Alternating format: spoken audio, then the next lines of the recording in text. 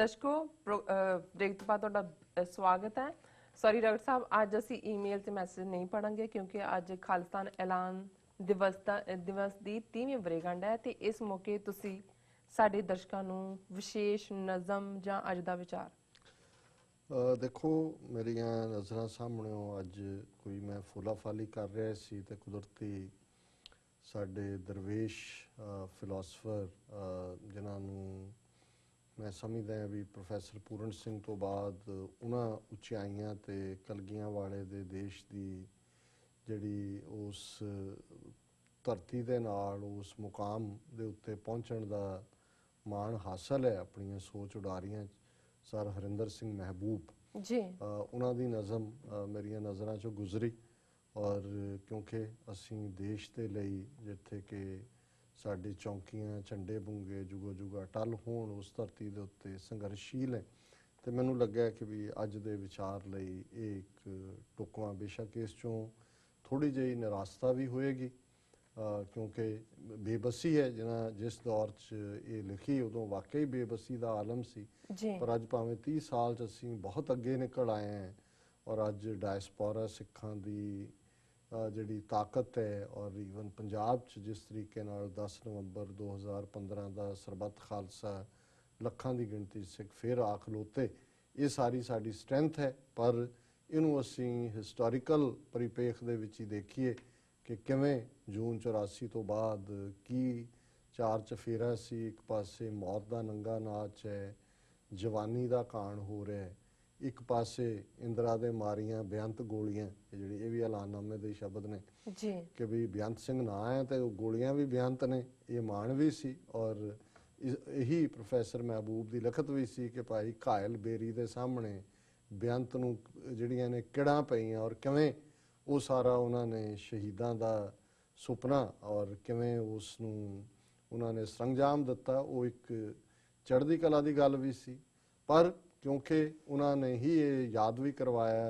एक होर थां ते झना दी रात च उन्हां दा एक कपलेट है कि भाई बेपत होईयां कौमां दे घर दूर फरेबी धरते बद नसीब पैरां दे हेठां खाक विशैली गरके मूँह जोर समा न कौमे मेट सकेगा तैनू अपनी पत पछाण लवें जे लड़ माही दा फड़ के सो उदों भी उन्होंने ये नज़र आ रहा सी कि भाई असी बेपत विशैली खाक फरेबी धरती और चार चफेरा दुश्मन पत्ता पत्ता वैरी तो जे कौम निकल सकती है तो लड़ माही दा फड़ के कलगीधर प्यारे दे चरनां नूं दा ध्यान धर के उत्थों ही अपना आपा दे के गुरु की जिहड़ी बख्शिश के नाल असीं निकल सकते हैं सो इहदे च भी गुरु कलगीधर पातशाह के रूप च 10 गुरु जामियां दा मुकम्मल रूप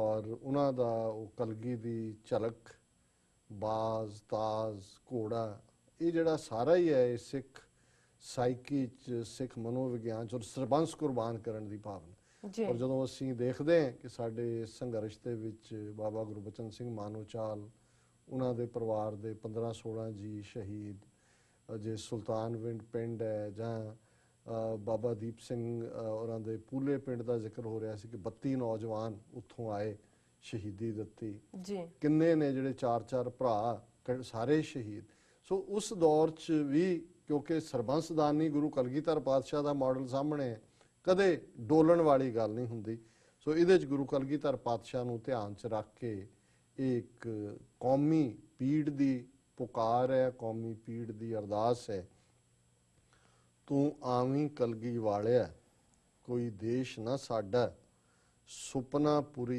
आनंद दा बेनूर दुराडा तैंडा रहम पछाण के मैं निश्चा करया रुत काम परदेस दी कोई बूट ना हरिया सुंजा सतलुज चिरां तो बेनीर है दरिया रुलदा नाम हजूर दा कोई वेस ना साडा तू बौड़ी कलगी वालिया कोई देश ना साडा रोही घाम दी मुक्या तेरे करम दा पैंडा करम बख्शिश नूं कहंदे ने रोही घाम दी मुक्या ਤੇਰੇ ਕਰਮ ਦਾ ਪੈਂਡ ਹੈ।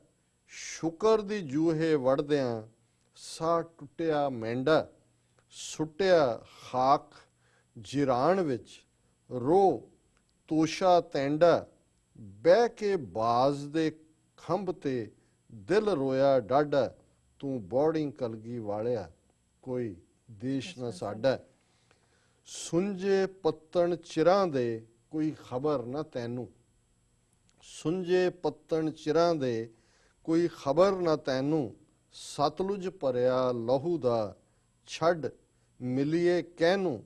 ਸ਼ੌ ਤਕਦੀਰ ਦਾ ਖੇਡਦਾ ਬਿਨ ਦੱਸਿਆ ਮੈਨੂੰ। ਮੁਲਕਾਂ ਵਾਲਿਆਂ ਲਾਇਆ ਦਰਵੇਸ਼ ਨਾ ਆਡਾ। ਤੂੰ ਬੋੜੀ ਕਲਗੀ ਵਾਲਿਆ ਕੋਈ ਦੇਸ਼ ਨਾ ਸਾਡਾ। ਕਿ ਕੌਮ ਦਰਵੇਸ਼ਾਂ ਦੀ ਔਰ ਇਧਰ ਮੁਲਕਾਂ ਦਾ ਤਾਣ, ਟੈਂਕ, ਤੋਪਾਂ, ਫੌਜਾਂ।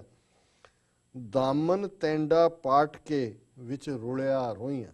ਇਹ ਜਿਵੇਂ ਸਿੱਖੀ ਦਾ ਕਾਣ ਕੀਤਾ ਗਿਆ। ਦਾਮਨ ਤੈਂਡਾ ਪਾਟ ਕੇ ਵਿੱਚ ਰੁਲਿਆ ਰੋਈਆਂ। ਜਿੰਦਾਂ ਲੱਖ ਨਿਮਾਣੀਆਂ ਤੱਕ ਸਰਸਾ ਰੋਈਆਂ। ਟੁੱਟੀ ਅਰਜ਼ ਮੁਰੀਦ ਦੀ ਸੁਣ ਹੰਬੀ ਮੋਈਆਂ। ਜੋਬਨ ਪਿਆ ਮੁਕਾਮ ਦਾ ਸਿਰ ਝੁਲਦਾ ਜਾਡਾ। ਤੂੰ ਬੋੜੀ ਕਲਗੀ ਵਾਲਿਆ ਕੋਈ ਦੇਸ਼ ਨਾ ਸਾਡਾ। ਗੋਰਾਂ ਘੁੱਪ ਹਨੇਰੀਆਂ ਸਾਹ ਹੌਲ ਕੇ ਡੋਲੇ। ਗੱਲੀ ਜਿਨ੍ਹਾਂ ਦੇ ਬਾੜੀਆਂ ਉਹ ਫੇਰ ਨਾ ਬੋਲੇ। ਕਿੰਨੇ ਸ਼ਹਿਰ ਆਬਾਦ ਨੇ ਤੇਰੇ ਦਾਮਨ ਓਲੇ। ਇੱਕੋ ਵਾਰ ਹੀ ਤੱਕ ਲੈ ਅਸਵਾਰ ਜੇ ਸਾਡਾ।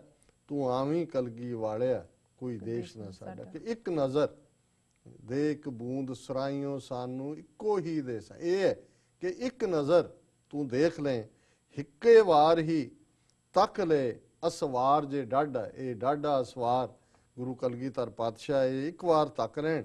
ਤੂੰ ਆਵੀਂ ਕਲਗੀ ਵਾਲਿਆ ਕੋਈ ਦੇਸ਼ ਨਾ ਸਾਡਾ। ਅਖੀਰਲਾ ਇਸ ਦਾ ਪੈਰਾਗ੍ਰਾਫ ਹੈ ਜੀ।